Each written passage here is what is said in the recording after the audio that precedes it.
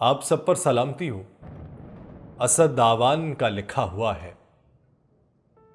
یہ آبرو، یہ روب، یہ اعزاز دیکھنا، کیسے کروں گا جنگ کا آغاز دیکھنا. سارا جہاں ہے گوش بر آواز دیکھنا، اب میرے حرب و ضرب کا انداز دیکھنا. دنیا تمام جانتی ہے کربلائی ہوں، اہل جفا کا خوف نہیں خام نائی ہوں. جو آدمی ہے حق کی طرف میرے ساتھ ہے، ہر پیروکار شاہ نجف میرے ساتھ ہے. پیہم بہادری کا شرف میرے ساتھ ہے، ہر ایک جوان تیغ بکف میرے ساتھ ہے. شور وغا میں بندائے حساس کی طرح میں لڑ رہا ہوں حضرت عباس کی طرح. میں یاسر رشید ہوں اور آپ دیکھ رہے ہیں 92 ڈیجیٹل. ناظرین، جب زمین لرزتی ہے، آسمان گرجتا ہے، دنیا کی بڑی طاقتیں اپنی سازشوں کے تانے بانے بننے لگتی ہیں، تب کہیں ایران کی مٹی سے غیر مرئی صدا اٹھتی. صدا جو تاریخ کے ہر صفحے پر خون سے لکھی گئی، صدا جس میں شہیدوں کا لہو بولتا ہے، صدا جو لبیک یا زہرا کی شکل میں ہر ایرانی دل میں دھڑکتی ہے. یہ صرف ایک قوم کی جنگ نہیں، یہ ایک ملت کی بقا کی جنگ ہے. ایک ایسے شعور کی جنگ نہ جھکتا ہے، نہ بکتا ہے، نہ ہی مرعوب ہوتا ہے. ایران کے خلاف سازشوں کا طوفان کب کا برپا ہے، مگر ہر بار ہر حملے کے بعد ملبے سے ایک نئی قوت جنم لیتی ہے، ایک نیا عہد سر اٹھاتا ہے. یہی ایران ہے جسے نہ فردوں کے بنکر جھکا سکے، نہ ناتنز کے دھماکے مٹا سکے، نہ اصفہان کے سائے دھندلا سکے.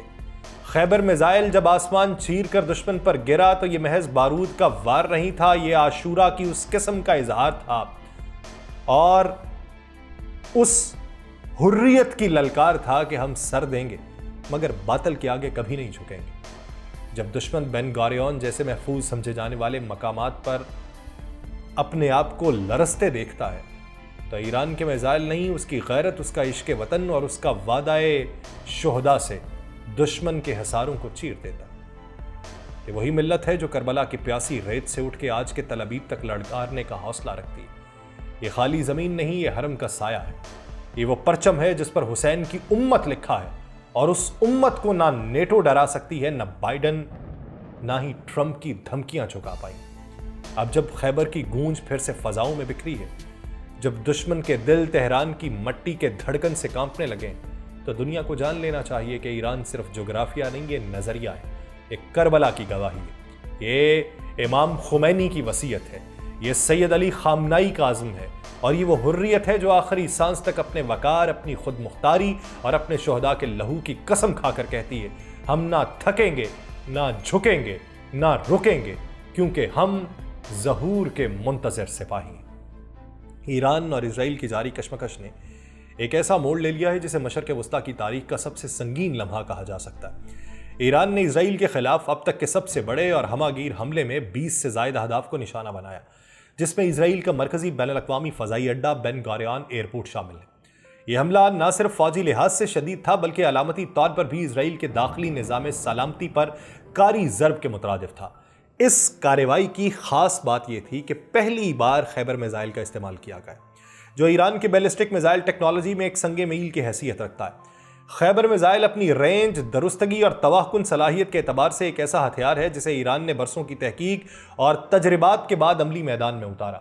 اس میزائل کا استعمال ایران کی اس صلاحیت کا اظہار ہے کہ وہ اب محض دفاعی نہیں بلکہ عسکری برتری کی طرف بڑھے گا. اس حملے نے اسرائیل کی ہوا بازی، دفاع اور حساس مقامات پہ خطرے کی گھنٹی بجائی. ایئرپورٹس، فوجی اڈے، انٹیلیجنس مراکز اور میزائل ڈیفنس سسٹمز کو جس شدت سے نشانہ بنایا گیا، اس نے اسرائیلی دفاعی نظام کی صلاحیت پر عالمی سطح پر سوال اٹھائے. اس کے ساتھ ہی یہ حملہ ایران کے اس واضح پیغام کا عملی مظہر تھا جس میں وہ کہہ چکا تھا کہ اگر اس کی سالمیت کو چیلنج کیا گیا تو وہ اپنے پورے اسٹریٹجک ذخیرے کو استعمال کرے گا. خیبر میزائل کی عملی لانچنگ نہ صرف ایک عسکری پیغام ہے بلکہ ایک نفسیاتی جنگ کا حصہ بھی، جس کا مقصد خطے میں طاقت کے توازن کو اثر نو ترتیب دینا ہے. اور اس بار اس نے صرف وعدہ نہیں کیا بلکہ کر کے دکھایا. یہ غیر معمولی لمحہ جس میں جنگ کے میدان سے زیادہ سفارتکاری کے پردے پر بھی گہرے کھیل کھیلے جا رہے ہیں. امریکہ کا اپنی فیس سیونگ کرنا، ایران کی عسکری کامیابی کو قبول کرنا اور یورپی دباؤ کے تحت ایران کو کسی حد تک لچک دکھانے پر آمادہ کرنا، یہ سب اس بات کا اندیا ہے کہ اس بار جنگ جیتنے کے بعد بھی ایران کو سمجھوتے کے لیے راضی کرنے کی تگ و دو ہو رہی ہے، اور امریکہ کی جانب سے خلیجی ممالک خصوصاً عمان اور قطر میں موجود فوجی اڈوں کو خالی کرنا، اگر یہ سچ ہے تو یہ محض ایک عسکری انخلا نہیں بلکہ ایک جغرافیائی اور تصویراتی پسپائی بھی ہے۔ ایران برسوں سے یہ کہتا آیا کہ خلیج اہل خلیج کی ہے، اور اب اگر امریکہ واقعی پیچھے ہٹ رہا ہے تو یہ بلا شبہ ایران کے لیے ایک عظیم تصویراتی کامیابی بھی ہے کہ آپ پہلے حملہ کرو اور ان جگہوں پہ جہاں پہ کچھ بھی نہ ہو اور پھر اپنے اڈوں کو بھی خالی کرنے کی تگودو کرنے لگو۔ ایران نے یہ جنگ صرف میزائلوں سے نہیں، اعصاب کی مضبوطی، اندرونی اتحاد اور اپنی مزاحمتی قوت کے عالمی تاثر سے لڑی۔ امریکہ جو ہمیشہ مشرق وسطیٰ کو اپنی مرضی کا تھیٹر سمجھتا تھا، اب وہ بظاہر سٹیج سے اترنے پر مجبور ہو رہا ہے۔ اب سوال یہ ہے کہ آگے کیا ہوگا؟ کیا یہ واقعی اختتام ہے یا پھر یہ ایک وقفہ ہے کسی بڑی کشمکش سے پہلے کا؟ اگر ایران امریکہ کو پیچھے دھکیل دیتا ہے تو اسرائیل کا رد عمل کیا ہوگا؟ کیونکہ آج رات تو قیامت خیز رات کہی گئی ہے ایران کی جانب سے۔ یہاں سے آگے کی کہانی صرف میدان جنگ میں نہیں لکھی جائے گی بلکہ تہران، واشنگٹن، ماسکو، بیجنگ، تل ابیب کے بند کمروں میں فیصلوں کی میز کے اوپر رقم ہوگی، اور دنیا کو اب صرف یہ دیکھنا نہیں ہے، سمجھنا بھی ہے کہ یہ صرف ایک چہرہ بچانے کی کوشش نہیں ہے، ایک عالمی توازن کی طاقت کی اثر نو ترتیب ہے۔ یمن کے حوثی ترجمان یحییٰ کا بیان اس لمحے میں نہ صرف مزاحمتی بیانیے کو تقویت دے رہا ہے بلکہ یہ واضح پیغام ہے کہ جنگ اب صرف ایران اور اسرائیل کے درمیان نہیں بلکہ ایک بڑی نظریاتی کشمکش کا روپ اختیار کر چکی ہے۔ یحییٰ سری کا یہ کہنا کہ ایران ایک قوم ہے اور اسرائیل اور امریکہ ایک ہجوم، یہ ایک گہرا جملہ ہے، اس میں مزاحمت، توہین، جذباتی ہم آہنگی سب یکجا ہے۔ یہ صرف الفاظ نہیں ہے، یہ میدان جنگ میں داخل ہونے کا اعلان ہے۔ اسی دوران مشہد میں ہزاروں ایرانیوں نے جوہری عدم پھیلاؤ کے معاہدے سے نکلنے کے لیے پارلیمنٹ سے مطالبہ کیا اور اس پہ دستخط کیے گئے۔ یہ مطالبہ ظاہر کرتا ہے کہ ایرانی عوام اب دفاعی پوزیشن پر نہیں بلکہ جارحانہ اسٹریٹجی کی حمایت میں متحد ہو رہی۔ جب اقوام عالم ایران کی جوہری سائٹس پہ حملے کو روکنے میں ناکام ہو، جب اقوام متحدہ اور بین الاقوامی توانائی ایجنسی کی قراردادیں صرف کاغذی رہ جائیں تو عوامی غصہ یہی رخ اختیار کرتا ہے، اور پھر یمنی حوثیوں کی طرف سے امریکی بحری بیڑوں کے گھیراؤ کی بات اور اس کا عملی آغاز اس بات کا اعلان ہے کہ آبنائے باب المندب اور بحیرہ احمر اب محفوظ نہیں رہیں گے۔ ان راستوں پر گزرنے والا ہر امریکی یا اسرائیلی جہاز اب ممکنہ نشانے پر ہوگا، اور اگر خلیج فارس میں بھی یہی حکمت عملی اپنائی گئی تو تیل کی ترسیل، عالمی تجارت اور اقتصادی استحکام سب متاثر ہے۔ اور یحییٰ سری کا یہ کہنا کہ ہمیں فتح کی خوشخبری ہمارے رب نے دی ہے، یہ اس ایمان، اس یقین اور اس نظریاتی طاقت کا آئینہ ہے جو ان جنگوں کو صرف عسکری نہیں رہنے دیتی بلکہ ایک نظریاتی، مذہبی اور فکری محاذ کے اوپر لے جاتی ہے۔ یہ تمام بیانات، تمام مطالبات، تمام مظاہرے اس بات کا پیش خیمہ ہے کہ خطہ اب تیزی سے ایک بڑے دھماکے کی طرف بڑھ رہا ہے۔ اگر ایران NPT سے نکلتا ہے، اگر باب المندب بند ہوتا ہے، اگر اسرائیل کی جوابی کارروائیاں جاری رہتی ہیں تو وہ وقت دور نہیں جب عالمی جنگ کی آگ صرف مشرق وسطیٰ تک محدود نہیں رہے گی۔ یہ جنگ صرف بموں، میزائلوں کی نہیں، یہ جنگ اطلاعات، پالیسیز اور پراکسیز بیانیوں کی بھی ہے، اور انہی میں سب سے اہم بیانیہ پاکستان کا بھی ہے۔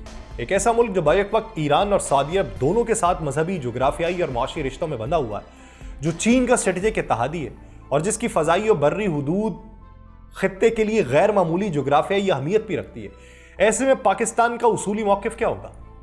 وزیر اعظم نے فون کیا، کانسپائریسی تھیریز جنم لے رہی ہیں، بہت سارے بیانیے مختلف زبانوں سے زہر اگلتے ہوئے دکھائی دے رہے ہیں۔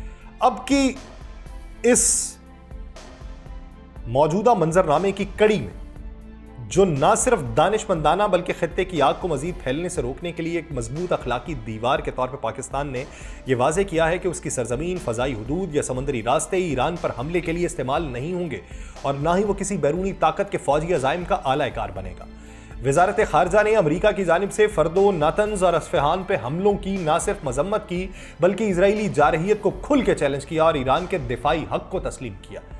یہ صرف یہ نہیں ہوتا کہ بیان بازی آپ کرتے ہیں، یہ بیان بازی عالمی سطح پر ایک رائے عامہ کے طور پہ سنی جاتی ہے۔